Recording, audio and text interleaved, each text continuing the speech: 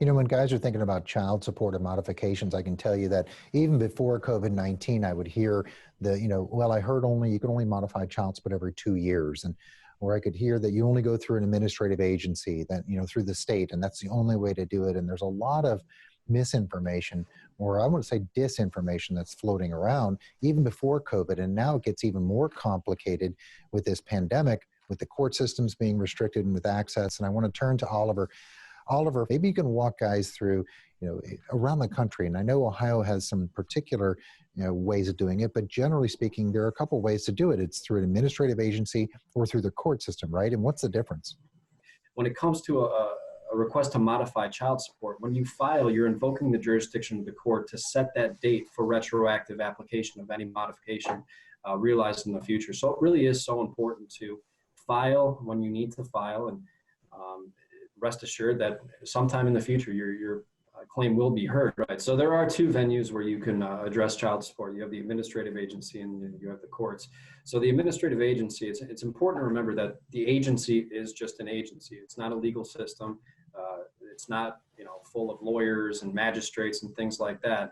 And if you really want to avoid going through the administrative agency. And I say that because the agency is kind of restricted as far as what they're able to do when they're considering support.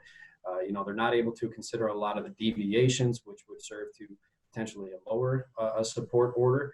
They're not able to consider imputed income a lot of times, which would again serve to lower a court order. So just when it comes to efficiency and being able to address all the things that need to be addressed when you're going through support modification, you really want to be in the courts. And then as far as modification goes, the agency, what they'll do is they'll send you correspondence every 3 years just saying, hey, it's been 3 years. Do you want us to relook at this? And either party can say yes, which would trigger an administrative review.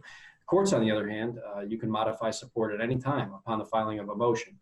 You have to meet certain jurisdictional requirements as far as a change in circumstance. But again, if you can be through the courts, you want to be through the courts, and that's the difference between the abilities to modify.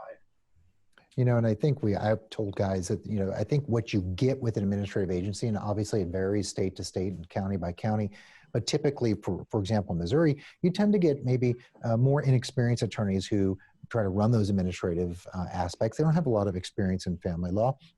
They're looking for maybe the less complicated, more formulaic calculations and to kind of know what you're getting here. I always believe that you have a better opportunity, as you suggest, to looking for deviations and maybe other things that are modifying the total calculation. I think that's really important.